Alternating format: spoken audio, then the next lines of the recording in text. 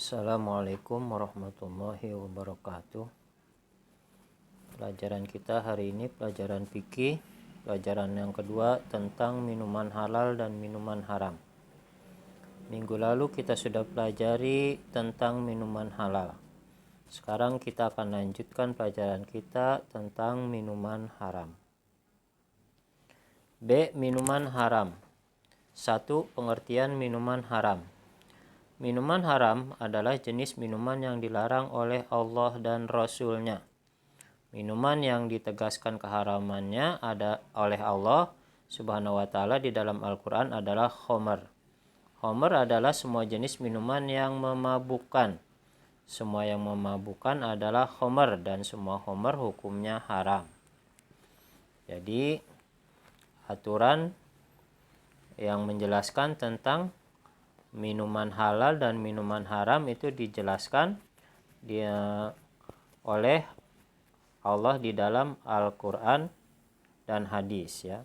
Jadi dilarang oleh Allah dan Rasulnya. Itu penjelasannya ada di dalam Al-Quran dan hadis ya. Al-Quran itu dari Allah, hadis itu dari Rasulullah ya. Minuman yang haram yang dijelaskan di dalam Al-Quran itu, yang disebut di dalam Al-Quran itu adalah khamr ya, jenisnya khamr ya. Khamr itu adalah minuman yang memabukkan ya, yang membuat kita mabuk. Apabila kita minum minuman tersebut, apapun jenisnya, kalau minuman tersebut membuat mabuk, maka minuman tersebut termasuk khamr ya. Semua yang memabukkan adalah khamr dan semua khamr hukumnya haram ya. Jadi semua yang minuman yang dapat membuat kita mabuk itu hukumnya haram ya. Firman Allah Subhanahu wa taala dalam surah Al-Maidah ayat 90 dan 91. A'udzu billahi minasyaitonir rajim. Bismillahirrahmanirrahim. Ya ayyuhalladzina amanu innamal khamra wal maisiru wal ansabu wal azlamu rijsum min amali syaitan fajtanibuhu la'allakum tuflihun. Asyaitanu ayyuqi'a bainakumul adawata wal baghdha'a fil khamri wal maisiri wa yasuddakum an dzikrillahi wa anis salati fahal antum muntahun ya. Artinya, wahai orang-orang yang beriman, sesungguhnya minuman keras, berjudi, berkurban untuk berhala, dan mengundi nasib dengan anak panah adalah perbuatan keji dan termasuk perbuatan setan. Maka jauhilah perbuatan-perbuatan itu agar kamu beruntung. Dengan minuman keras dan judi itu, setan hanyalah bermaksud menimbulkan permusuhan dan kebencian di antara kamu, dan menghalang-halangi kamu dari mengingat Allah dan melaksanakan sholat. Maka tidaklah kamu mau berhenti ya. Ini ayat Al-Quran yang menjelaskan bahwa khamr itu hukumnya haram ya. Jadi minuman keras itu haram kita lakukan, atau kita minum minuman keras itu hukumnya haram ya. Di sini jelaskan bahwa minuman keras itu termasuk perbuatan setan ya, perbuatan setan. Jadi artinya itu haram kita lakukan ya. Lalu berjudi juga ya, itu dilarang ya, haram kita lakukan ya. Lalu berkurban untuk berhala, ini zaman jahiliyah dulu banyak orang berkurban untuk berhala ya. Walaupun zaman sekarang juga masih ada sebenarnya mungkin ya. Lalu mengundi nasib ya dengan anak panah ya. Itu semua termasuk perbuatan keji, termasuk perbuatan setan ya. Jadi kita diperintahkan untuk menjauhi perbuatan-perbuatan itu ya. Jadi mendekati saja, misalnya kita ada orang minum minuman keras ya, kita ikut berkumpul di situ ya, walaupun kita tidak minum ya, itu juga dilarang ya, karena kita disuruh menjauhi ya, bukan sekedar dilarang untuk minum minuman keras, tapi juga menjauhi perbuatan-perbuatan itu ya. Jadi itu semua supaya kita beruntung ya, supaya kita tidak tidak rugi ya, supaya kita tidak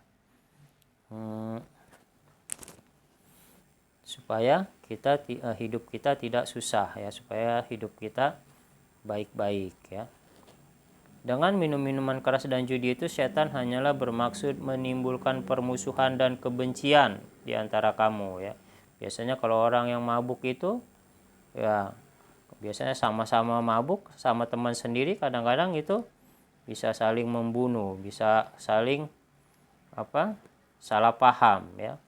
Karena di bawah pengaruh minum-minuman keras tidak bisa mengendalikan dirinya ya.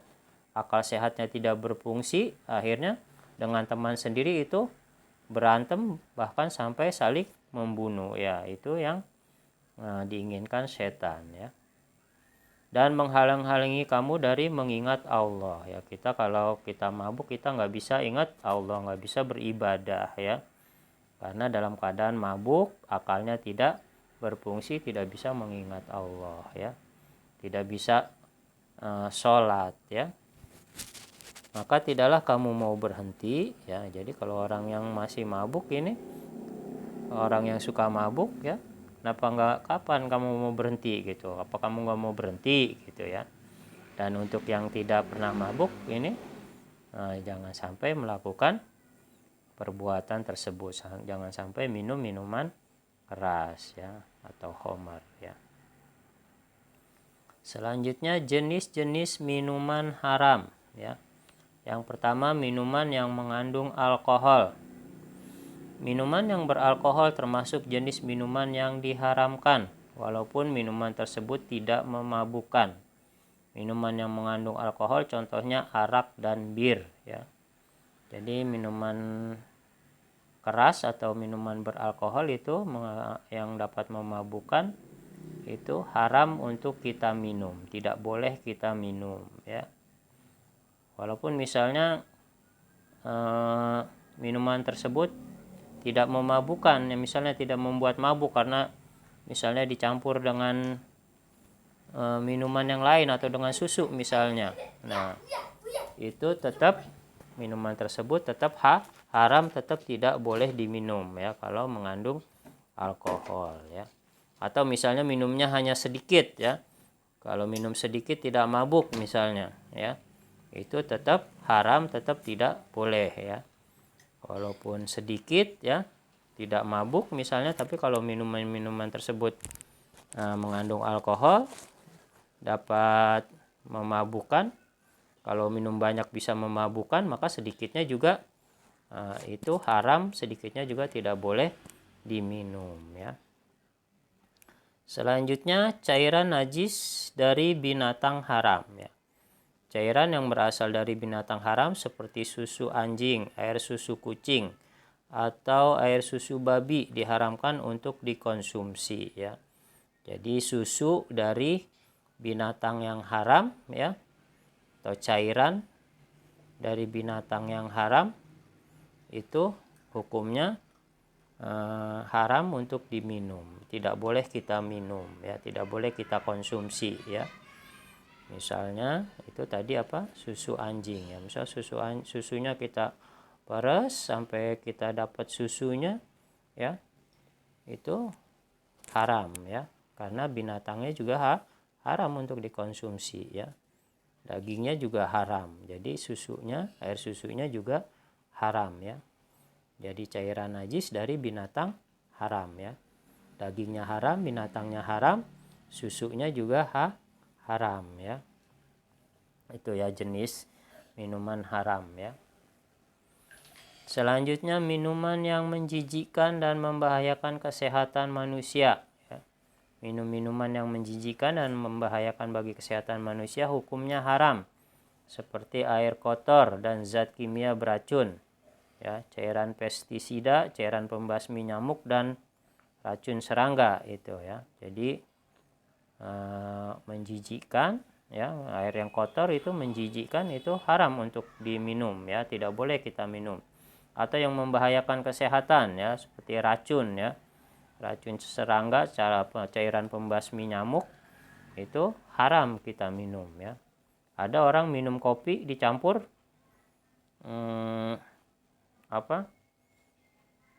dicampur krim anti nyamuk gitu ya. Nah, itu kopinya dicampur krim anti nyamuk itu supaya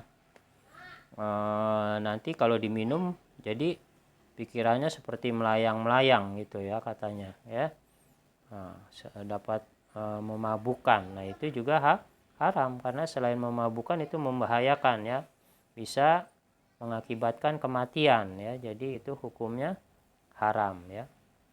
Itu namanya berbuat zalim kepada diri sendiri ya, menyakiti diri sendiri, jahat terhadap diri sendiri ya. Bisa mengakibatkan kematian, itu haram ya.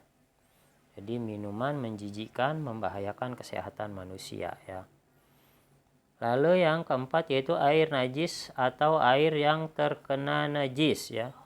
Semua benda cair yang najis baik karena zatnya maupun karena bercampur benda sehingga menjadi najis, hukumnya haram untuk diminum. Seperti air kencing manusia, air kencing binatang, dan semua air yang terkena najis ya. Jadi kalau minuman itu misalnya tidak sengaja kena najis, maka haram ya, haram untuk diminum ya. Itu ya. Selanjutnya, minum minuman yang diharamkan akan berdampak buruk kepada pelakunya untuk melakukan perbuatan-perbuatan yang jelek, seperti yang dijelaskan dalam hadis Rasulullah Shallallahu Alaihi Wasallam sebagai berikut ya. Jadi kalau kita minum minuman haram ya, itu maka akibatnya akan berpengaruh kepada perbuatan kita ya.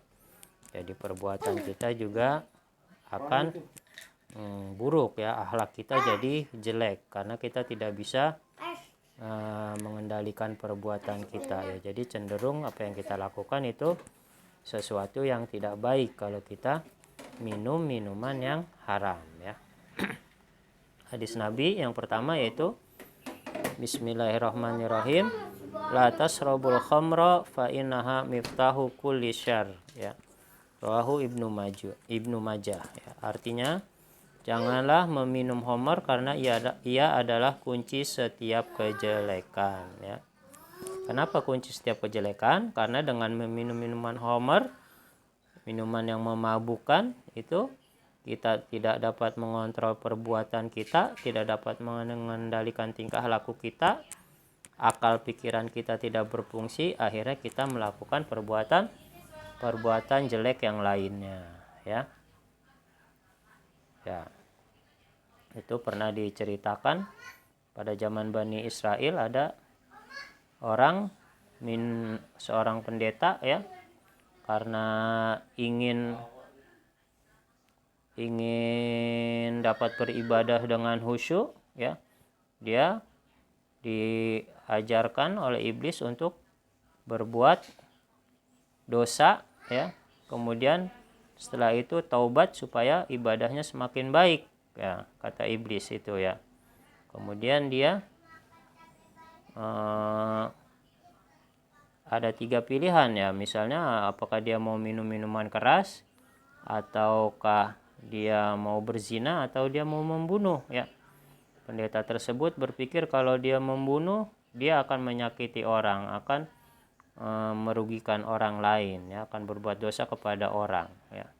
Kalau dia berzina juga sama, akan menyakiti orang lain ya. Akhirnya dia pilih dia minum minuman keras ya, karena dengan minum minuman keras dia berpikir bahwa yang rugi adalah dirinya sendiri, dia tidak berbuat buruk kepada orang lain. Tapi setelah dia minum minuman keras, ternyata dia tidak dapat mengendalikan perbuatannya ya. Setelah minum minuman keras dia malah berzina juga ya, berjudi juga ya. Lalu karena takut ketahuan, akhirnya dia juga membunuh juga. Akhirnya semua dia lakukan ya. Itu ya. Jadi minum minuman keras itu adalah kunci setiap kejelekan ya. Makanya kita sangat diharamkan untuk minum minuman keras ya. Selanjutnya hadis yang kedua, man syarabal khamra wa syakara lam tuqbal salatuhu arba'ina sobahan ya. Rawahu Ibnu Majah. Artinya siapa saja yang minum khamar tidak diterima sholatnya selama 40 hari. Janganlah meminum khamar karena ia adalah kunci setiap kejelekan ya. Jadi kalau kita minum khamar ya, itu 40 hari kita sholat kita tidak akan diterima ya. Auzubillah min zalik ya. Apalagi kalau setelah kita minum khamar misalnya 40 hari sholat kita tidak diterima, baru 20 hari ternyata kita meninggal dunia ya. Nauzubillah, itu kita mungkin bisa termasuk dikatakan meninggal dalam keadaan su'ul khotimah ya. Makanya jangan sekali-kali kita mencoba minum minuman keras ya, atau minum khamar ya. Itu ya. Karena 40 hari sholat kita tidak diterima ya. Lalu itu juga merupakan kunci setiap kejelekan ya. Hadis selanjutnya, fa in mata dakhalan nar wa in taballahu alaihi. Ya, rawahu Ibnu Majah. Artinya kalau dia mati maka akan masuk neraka, jika dia bertaubat Allah akan menerima taubatnya ya. Jadi kalau dia minum minuman keras kemudian mati meninggal ya, dia akan masuk neraka ya. Tapi kalau dia minum minuman keras ya, kemudian setelah sadar pengaruh minuman tersebut hilang ya, akalnya berfungsi lagi, kemudian dia bertaubat, dia menyesali perbuatannya, maka Allah akan menerima taubatnya ya. Itu ya. Mudah-mudahan kita termasuk hamba Allah yang bertaubat ya, karena setiap kita pasti pernah melakukan kesalahan ya. Itu hadis-hadis yang menjelaskan tentang pengaruh buruk apabila kita minum minuman keras ya, apabila kita minum khamar ya. Itu dijelaskan di hadis-hadis tersebut akibat buruknya ya. Demikian pembahasan kita tentang minuman haram ya. Mudah-mudahan apa yang kita pelajari bermanfaat, kita dapat ilmu, kita dapat mengamalkannya, kita dapat menghindari segala jenis minuman haram, dan kita dapat membiasakan minum minuman yang halal ya. Mudah-mudahan bermanfaat. Sampai di sini. Billahi taufik wal hidayah. Wassalamualaikum warahmatullahi wabarakatuh.